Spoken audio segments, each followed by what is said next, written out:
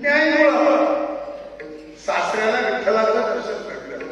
असे अनेक जीव असतात, अनेक जीव जे पंढरपुरात राहून सुद्धा पांडुरंगाला न बघणार, पण वसंतरावने आयुष्यात विठ्ठलाची एवढी सेवा केली.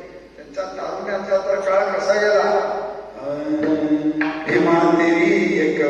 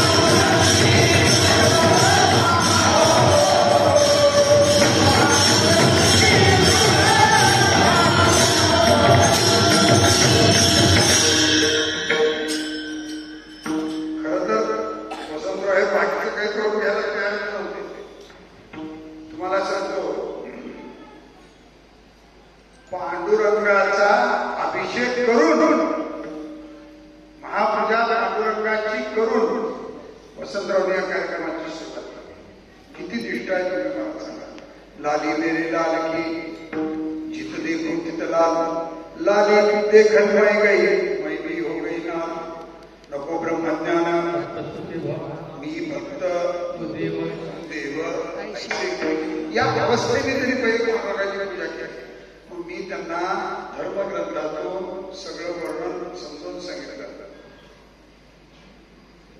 त्यांचं सगळं कुटुंब आलं. त्यांना सांगितलं ग्रंथातून काढून की हे करणं का गरजेचं आहे. कारण काय असतं, माळ किती जरी चांगली दिसत असते तर त्याला शिखामणी नसेल तर ती माळ जपाच्या कामाची राहत नाही. जगात किती जरी राहिले तरी जगाला एक चांगला माणूस राहावाच लागतो. त्याला निरोगी, त्याला आयुष्य कसं पाहिजे, एकतर निरोगी पाहिजे. नुसतं निरोगी असं चालत नाही, त्याला दीर्घ आयुष्य पाहिजे. नुसतं दीर्घ आयुष्य असं चालत नाही, तो कुलभूषण असला पाहिजे. असं आयुष्य त्याला प्राप्त झालं पाहिजे. म्हणून सगळा संपूर्ण कार्यक्रम हा वैदिक पद्धतीनं विधियुक्त करायचं ठरलं. हे करत असताना सुद्धा त्यांच्या गळ्यामध्ये पवित्र अशी तुळशीची माळ आहे.